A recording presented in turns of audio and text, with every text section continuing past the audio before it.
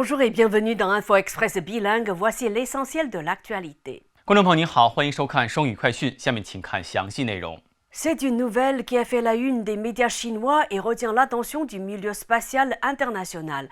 Le mercredi 30 octobre à 4h27 heure locale, la Chine va envoyer 3 astronautes, dont une femme, vers sa station spatiale dans le cadre de Shenzhou 19. L'objectif à court terme est d'envoyer d'ici à 2030 un équipage sur l'astre lunaire et d'y achever vers 2035 la construction d'une base de recherche scientifique internationale. 北京时间10月30号凌晨4点27分，中国将通过神舟19号向空间站发射3名新宇航员，其中包括1名女航天员。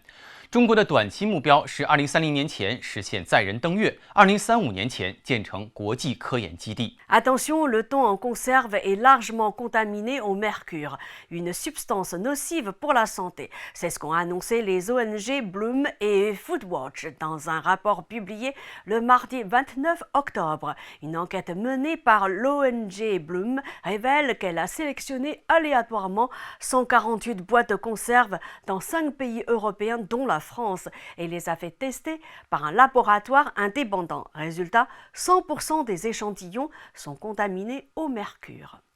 2家非政府组织指出，罐装金枪鱼汞污染严重，危害健康。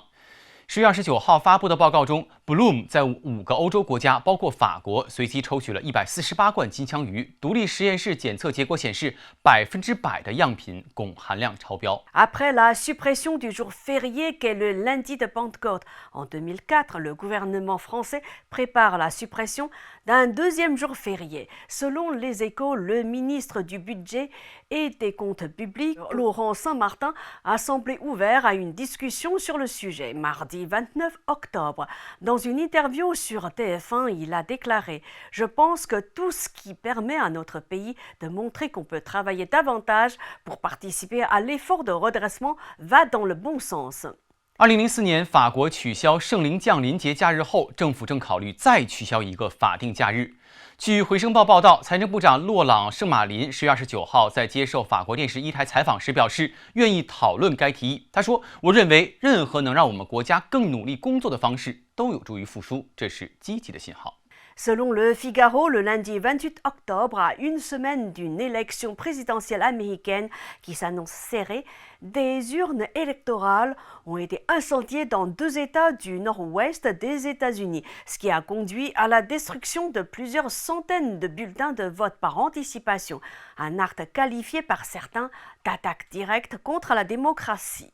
《费加罗报》报道，10月28号，在即将到来的美国总统选举前一周，2州的选票箱遭焚毁，数百张提前投票的选票被烧毁。一些人称这是对民主的直接攻击。 1 million d'euros, c'est le montant du préjudice d'un cambriolage commis à Paris à l'encontre de Bernardo Martinez, directeur de Grupo Televisa, l'une des plus importantes entreprises multimédia mexicaines.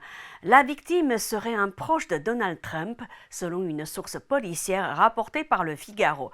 Le cambriolage a eu lieu dans la nuit de lundi à mardi dans le 7e arrondissement de Paris. Ses auteurs sont toujours en fuite. 巴黎一场针对墨西哥电视网集团总裁贝尔纳多·马丁内斯的盗窃案，造成了100万欧元的巨额损失。据《费加罗报》援引警方消息说，受害者据称与唐纳德·特朗普关系密切。盗窃发生在周1到周2夜间，位于巴黎第7区，作案者仍在逃。